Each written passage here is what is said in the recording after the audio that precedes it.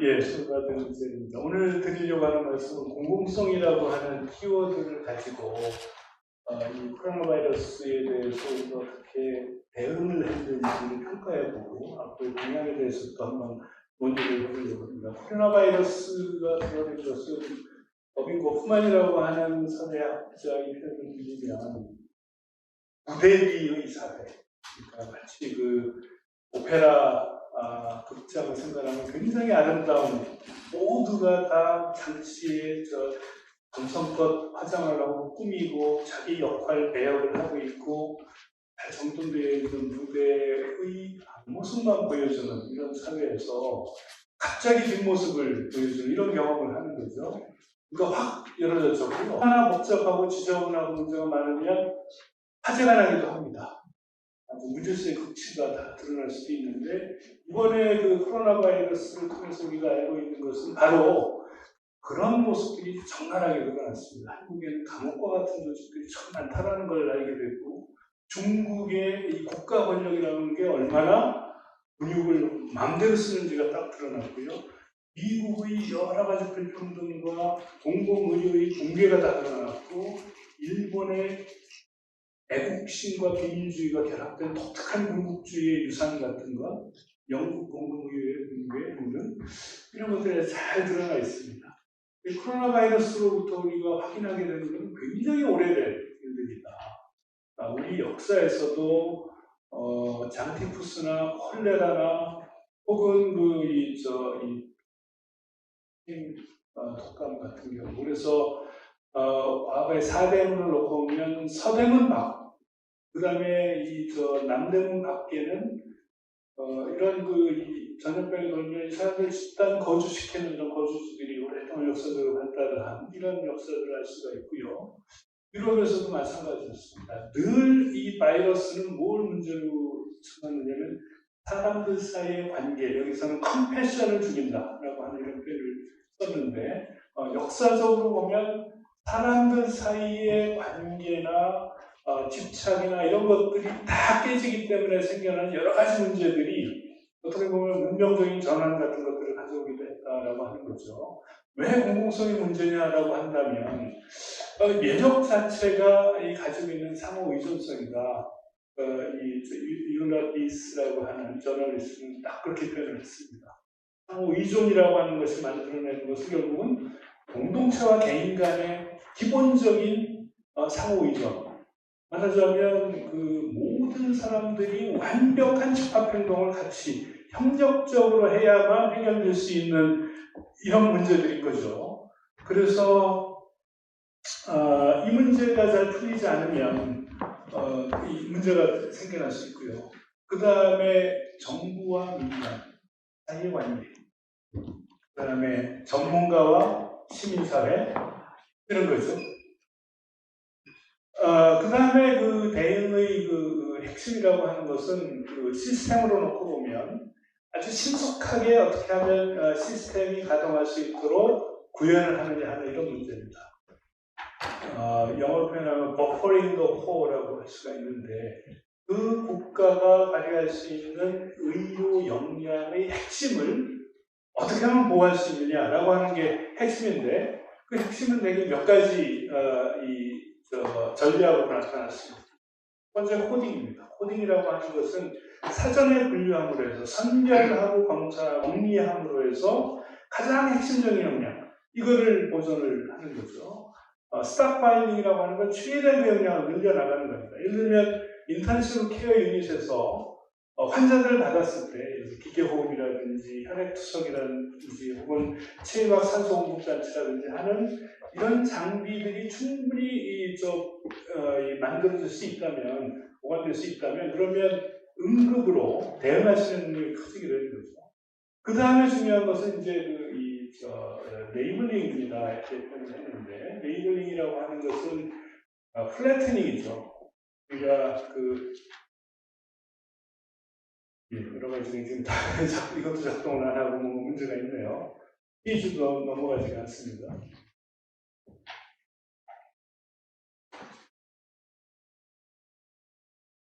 예. 코딩 앞에서부터 다시 한번 그 말씀을 간단히 드리면 핵심 역량을 보존한다는 것은 코딩과 스타 파일링과 레벨링과 포캐스팅으로 이렇게 얘기를 했는데 결국은 여기에서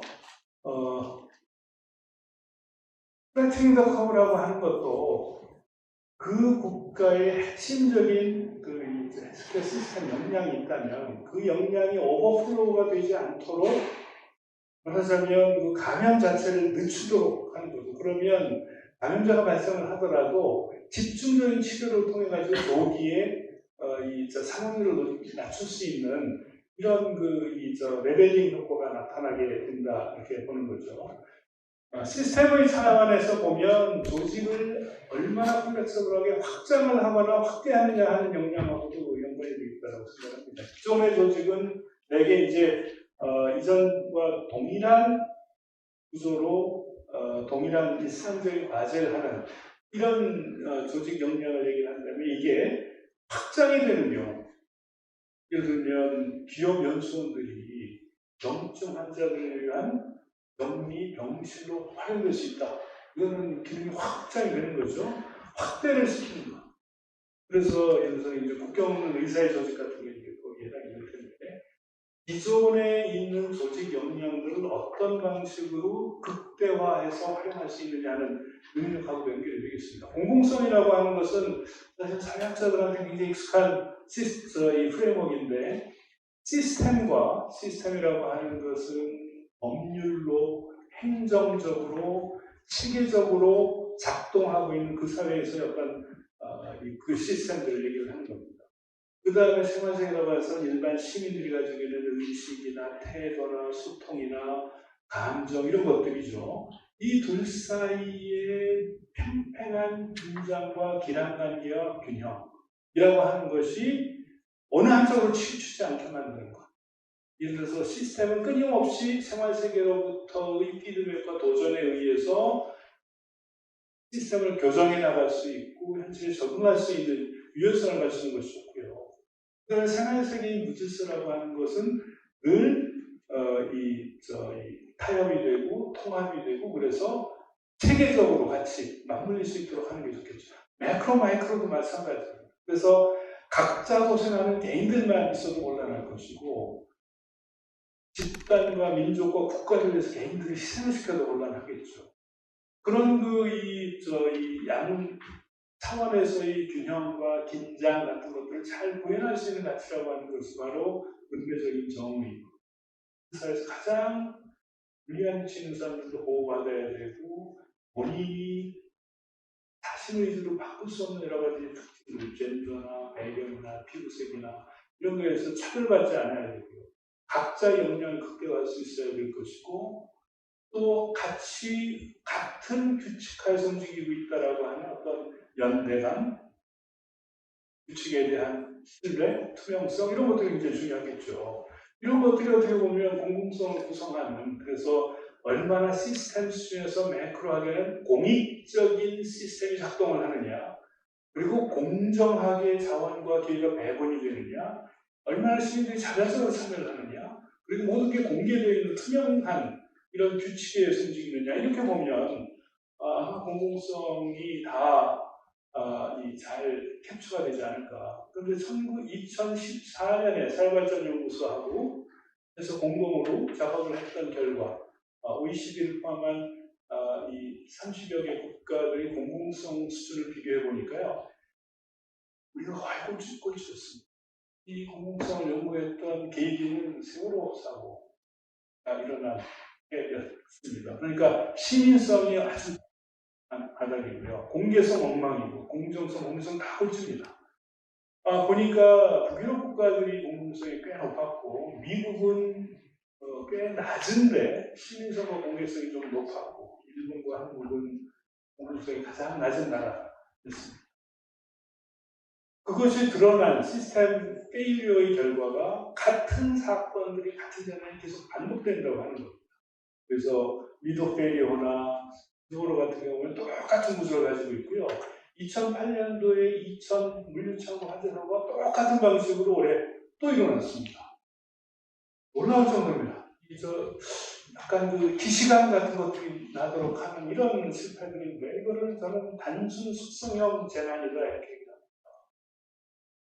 이거 다 알고 있습니다. 그런데 서로 소통이 되지 않습니다. 최악을 상상하기를 기피를 합니다. 그러다 보니까 위험의 요소들이 가득 차 있다가 숙성이 되면서 어느 한 시점에 폭발을 하면 이게 재난으로 터지게 되는 거죠. 그런 의미에서 우리가 겪어온 사고라고 하는 것은 이 상호작용이 얼마나 복잡하냐 단순하냐, 얼마나 결합이 타이트하냐 루즈하냐로 보면 아주 전형적인 숙성형, 단순 숙성형 사고였습니다. 근데 이번에 일어난 코로나는 복합 증폭형, 굉장히 고난도의 재난이다라고 이렇게 볼 수가 있다면, 왜 그러냐, 예측은 쉽지만 대비하기가 쉽지 않은 이런 재난이기 때문입니다. 가장 어려운 건 예측도 어렵죠. 이런 것들이 아마 9.11 테러 같은 게 아니었을까 생각을 하는데, 어떻게 성공했을까? 저는 한마디로 얘기를 하면 조직학습의 효과다라고 생각합니다. 이전의 재난이 계속 재발했던 것은 결국은 내부화, 안에서 원인을 찾습니다. 그러면 요령을 간용을 하고 위반자, 책임자의 사표를 받고 간판을 갖고 다니는 겁니다. 그렇게 하면 다시 재발이 됩니다. 늘 그렇게 됐습니다. 그런 과정들을 세월호를 분석을 하면서 발견한 아주 핵심적인 상황이었습니다. 이번에는 어떻게 했느냐? 가장 놀라운 일은 더블 플러닝이었다. 이중순환 학습을 했다. 바꿔 얘기를 하면 메르스에서의 아주 처절한 실패에 대해서 한국 역사상 가장 체계적인 백서를 만들었습니다. 2015년에 2014년의 실패에 대해서 2015년에 원문이 한 500페이지, 그다음 부록이 한 500페이지가 되는 1000페이지가량의 백서가 만들어졌고요. 그 백서를 만드는 놀랍게도 외부화를 했습니다. 내부에서 끼리끼리 한 것이 아니라 전문가들을 광범위하게 불러들여가지고 객관화시켜놓고 절차 하나하나를 문제를 파악을 해서 대안들을 찾았습니다. 그게 2016년에 나온 블루프린트. 다시 팬데믹이 몰려오면 어떻게 해야 되는지에 대한 굉장히 철저한 자기 점검과 대안들을 만들었습니다. 그 결과가 이번에 정확하게 나타났습니다. 정은경 본부장이 이때 실무를 맡은 센터장이었어요. 그러니까 이 일을 마치고서 쫓겨나간 전임 본부장은 온갖 노력을 다 해놓고 욕을 먹고 처벌을 받았습니다. 그 혜택을 지금 정부가 엄청나게 누리고 있는 겁니다. 결국은 공공성을 구현한다라고 하는 것은 정확하게 그게 아주 계기가 돼서 진단 역량을 체계적으로 보편적인 의료 시스템 아주 극대화가 됐고요. 차별 없이 시행을 했고 자발적으로 참여들을 하고 투명하게 공개들을 했습니다. 그런 의미에서 보면 위험은 객관적이지 않습니다. 객관적 위험으로 놓고 보면 우리나라에서 제일 심각한 것은 자살과 교통사고입니다. 거기에다가 또 하나의 사원, 위험이 얼마나 집중하느냐의 사원을 놓고 보면 우리는 이런 경험을 했습니다. 광우병은 제로에 관련돼 전혀 정치적이지 않은데 정치적으로 활성화가 되는 계기가 됐습니다. 세월호를 교통사고라고 생각하는 정치인이 있었습니다. 그게 교통사고가 아니죠. 엄청난 정치적인 함의가 있는 건데 이런 부분들에 대해서 우리가 가지고 있는 어떤 역사적인 경험으로 놓고 보면 결국은 조선시대의 재난을 연구한 이태수 교수님 보면 자연재해가 빈발한 시기가 폭군의 시대입니다. 왕릉에서 폐위가 된 선정, 그 시기가 재난이 없었던 시기입니다. 말하자면 자연재해가 불러오는 도덕적인 격렬한 반응, 이게 정치화의 핵심이다 이렇게 볼 수가 있는데 우리가 딱 그렇습니다. 굉장히 정치적으로 타오르기 쉬운 소재인데 그런 예방 접종이 됐기 때문에 이번에 보면 시군 시장, 도지사, 대통령이 문제가 되면 뛰어가지 않으면 안 되는 이런 사전 학습을 했습니다. 어떻게 될 거냐? 저는 굉장히 좋은 지금 우리가 학습을 하고 있다고 생각을 하는데 그 요지는 뭐냐면 아까 말씀드렸던 공공성에 대해 상황을 놓고 보면 각각의 영역들이 다 골고루 잘 작동할 수 있는 최초에 우리가 경험을 했다. 중국을 보면 공익성을 앞세우고 개인들이 다 희생이 됐어요. 미국은 개인들이 자신들이 그 권익을 얘기를 하면서 공공성을 제대로 공익성을 발휘하지 못하는 시스템으로 갔습니다. 그래서 K 방향의 성공 스토리냐? 저는 굉장히 예외적이라고 생각합니다. 우리가 겪었던 변화를 놓고 보면 한마디로 보면 전환의 계곡에 와 있습니다. 과거에 권위적이면서 신뢰는 높았는데 투명성이 떨어지는 시스템에서 신뢰는 떨어지고 투명성은 개선이 안 되는 상황에서 여러 가지 사건들이 발생을 했습니다. 그 와중에서 학습에 성공을 한 보건 쪽에서 매우 성공적으로 대응을 할 수가 있었다고 생각하는데 뭐가 남아있느냐? 첫 번째는 카산드라 예언입니다. 카산드라는 그 트로이의 공주로서 여러 가지 문제들을 얘기를 했는데 아무도 믿지 않았죠. 전문가들이 그런 역할을 하고 있습니다. 정치인들은 계속 정치적인, 정무적인 결정을 합니다. 늘 어긋납니다. 그래서 문제가 없으면 아무 문제가 없습니다. 문제가 생기면 피스를 든 사람들이 들지 않았다고 또 처벌을 받습니다. 여러 가지 정보 활용 이야기가 나와 있는데 중국 같은 경우에 엄청난 정보를 활용할 수 있고 정보를 가지고 여러 가지 문제들을 풀 수가 있는데 그게 가져다 줄 수 있는 어떤 서베일런스 오토리테리즘의 위험성 이런 것들에 대해서 얘기를 하고 있어요. 중국은 이미 깊이 그쪽으로 가 있고요. 5대 플랫폼 기업들에게도 당 조직이 다 만들어져서 이렇게 가고 있습니다.